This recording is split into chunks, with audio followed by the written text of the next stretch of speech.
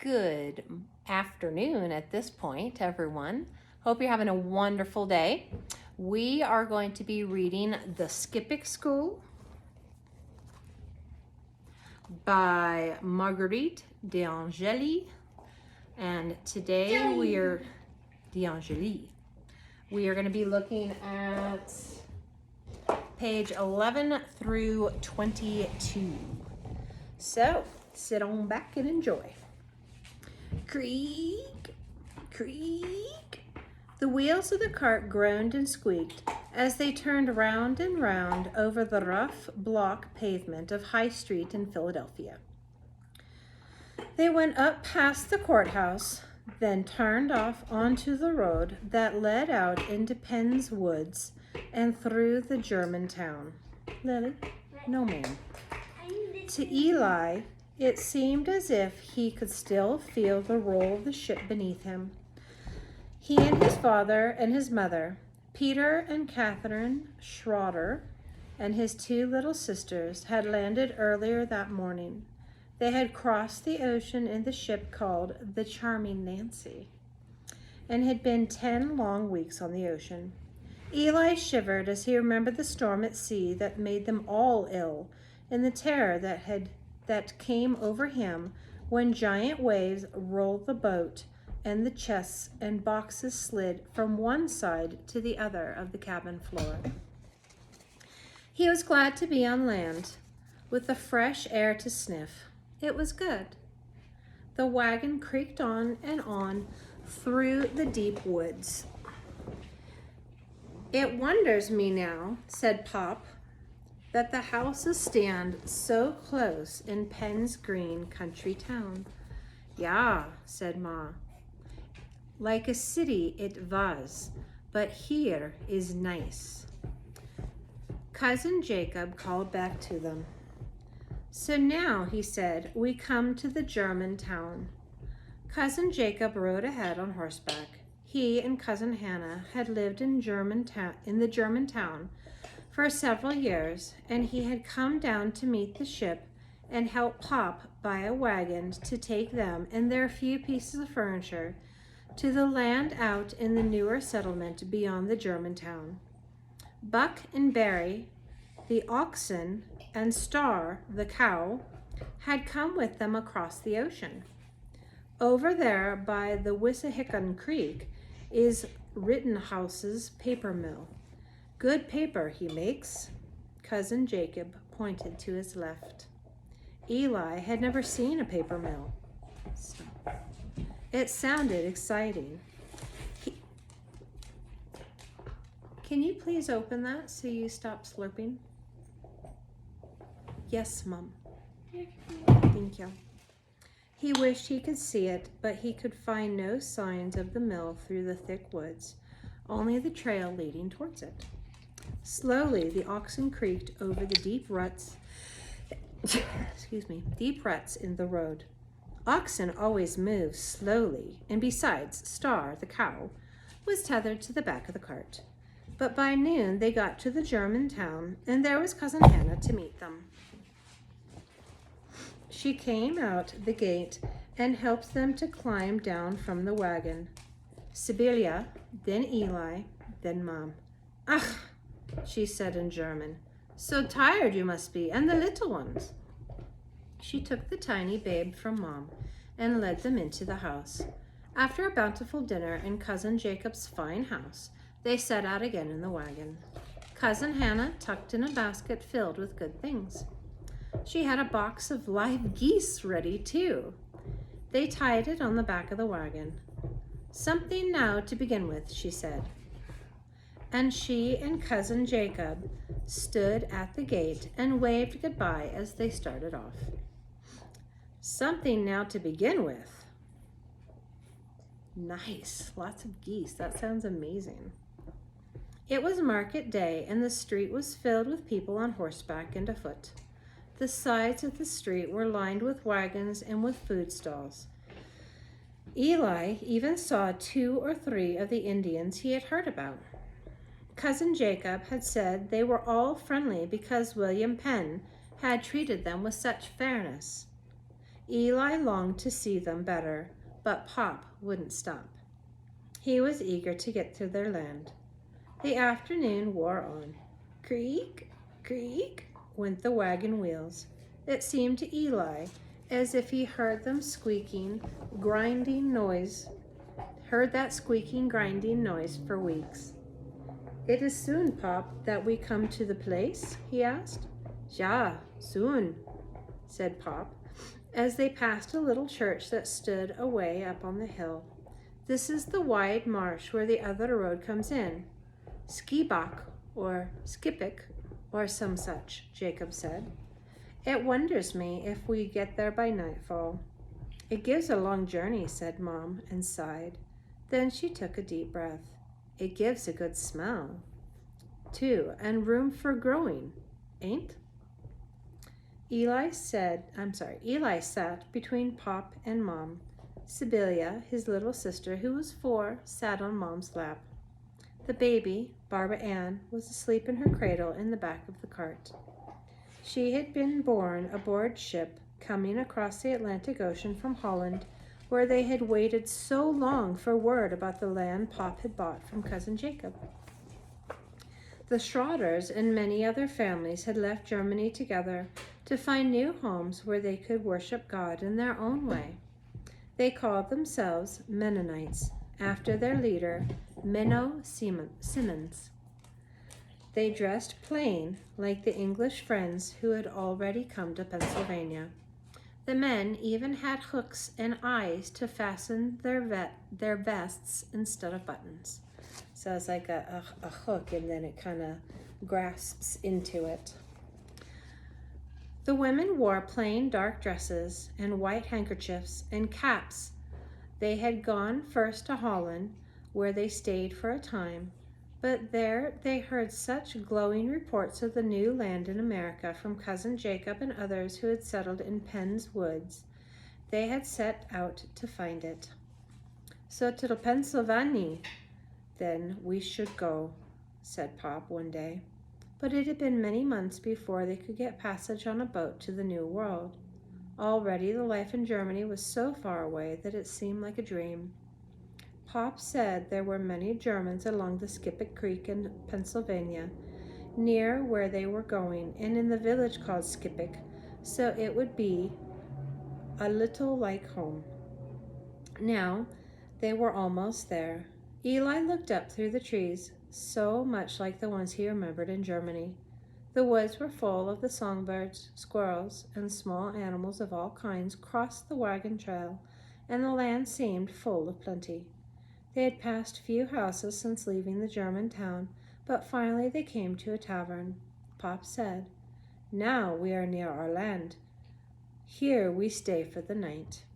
Mom, the baby, and Sibylla had a great double bed in one room of the Swan Tavern, kept by Gerrit Edenhofen. But Pop made a place in the wagon and said to Eli, "We can sleep here and save the cost of another room." Early the next morning they set out again. Smoke was just beginning to rise from the chimney of the few farmhouses they passed. But by the time they reached the village store, it was open, and a little boy was sweeping off the steps. He stared curiously at the wagon, then ran inside, and they heard him calling, "Oh, Pop, the new neighbors it must be." The storekeeper hurried out to greet them, smiling a welcome. "Ja, Jacob was right. He sent word last week only that he was sure your ship would be in within a few days. And a good time it is, too, for the building. The spring planting is finished. Everyone will be ready to start today." Cousin Jacob had told Pop that it was custom in Penn's Woods for the neighbors to gather and help cut the trees and build the cabins wherever new settlers arrived. And now the storekeeper was explaining that he would send word to all the farmers. "Right ahead you go, into the woods past Eidmüller's farm," he directed. "Nice land you have, and soon a home. We start with the building today." The woods were still cool when they passed the great butternut tree that marked the corner of their land. Eli had been watching for the tree. It was shown on the map of the land Cousin Jacob had given Pop. He shouted with excitement when he saw it, but Pop didn't stop. They drove on more slowly until they found a slight clearing in the woods. "This makes a good home place," Pop said. Mom nodded agreement, and Eli and Sibby jumped off the wagon and ran happily through the woods, glad to be once more on land. Pop had hardly picked out the spot for the house before the first farmer arrived. It was Johannes Eidmuller, whose farm bordered the Schroeder's land. "Soon now the others will come," he said, "to set the post for the new house. Was gut?" Please stop. "The moon stands up so, and de will stay." He held up his 2 forefingers to show how the moon stood. Eli knew the old belief among the Germans that fence posts or buildings must be set in the ground only when the crescent moon was on its back, or the ground would be soggy and the post would not be solid. "And soon now is the time for planting beans?" Johannes Eidmuller continued. "Next week is good. It is the sign of the twins in the almanac. You plant then, and they grow plenty and big, too." I asked you to please stop. Come sit down and listen. One by one the farmers came, some in wagons, some afoot. Their wives came too, and each family had food for themselves and to spare. They brought great kettles and put them up with chains on 3 poles set together. While the men chopped down the trees, the women cooked. They cooked for Eli. They cooked food Eli had never tasted before: cornmeal, scrapple, and pepper pot. The babies were put to sleep in the wagons, and the young children who didn't go to school gathered small wood for the fires and played with the babies when they waked. It was like a festival, Eli thought. When school was over, some of the older children came to watch and to be with their parents. Everyone worked hard. A sharp axe and good strong muscles were needed to chop down the big trees, but they were so large that it didn't take a great many to build the house. There were stones in a nearby quarry to use for the chimney, and springs of clear water close at hand. No wonder the reports of Penn's woods had traveled so far. Eli was allowed to trim off some of the branches as the trees came down, and he felt it was much more fun than anything he had ever done. After the branches were cut off, each log was trimmed with the adze and cut at the ends to fit so that there wouldn't be too much space between them to be chinked with mud. When night came, some of the farmers and the families went home, and some slept in the wagons. The next day, everyone was up early. Eli fed the animals. Then Pop told him to help Johannes Eidmuller, who was splitting shingles for the roof. "Ja, sure you can help," Johannes said. "In piles by the walls they should go, so it makes easier when they start the roofing. That's a good boy."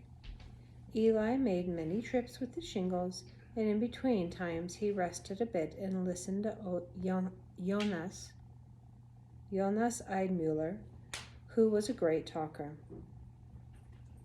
"So," he said, "you like the new house, yes?" Eli nodded. "And soon," Jonas continued, "you will be off to school with the other young ones. That you will like too, eh?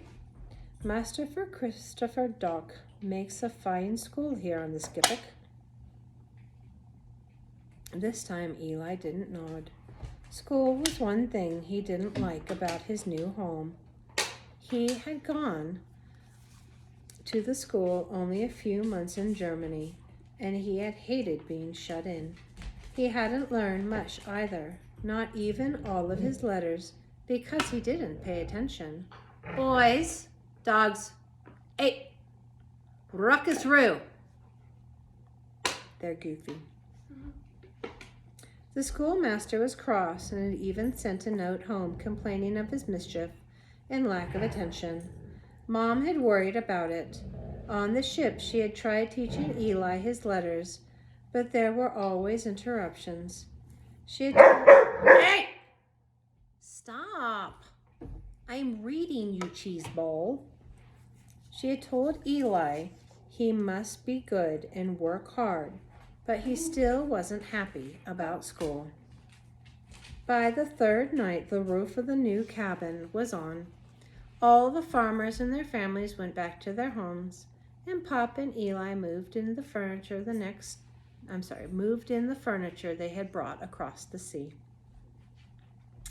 Mom was as pleased as she could be with the wide fireplace, its iron crane for pots and kettles in the oven at one end.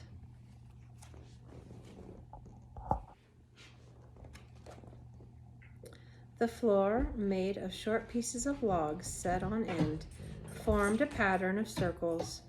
It smelled clean and fresh, and it was solid to step upon. Next day, Mom's and Pop's bed was built into a corner of the room, and the curtain brought from the homeland were put up. Eli's bed, made of stout pine logs, with the bark peeled off, was set up in the loft. Sibelia's trundle bed was there too, and Eli cut fresh pine branches to put under the feather ticks. Sibylla brought her little play cupboard and chair and put them in the chimney corner. Pop set the clock between the windows, and Ma put the spinning wheel close by. "It makes not much furniture," said Ma, as she hung the house blessing over the front door. "Ach," said Pop, as he moved the painted chest against the far wall. "Soon we make more. Some wide boards is left from the door making, and Eli helped good with a saw and plane. We soon make a table and other things. Eli here thinks he can make a bench for you to put in front of the fireplace. Already a good board he has found." There was much laughing and happy talk as they put the wash bench by the back door, and Mom hung up her pots and kettle by the fireplace. Then Pop laid the fire for supper. It was home. And that is the end of the first chapter. Pop on back. We'll be working on the second one here soon. Ta-ta for now.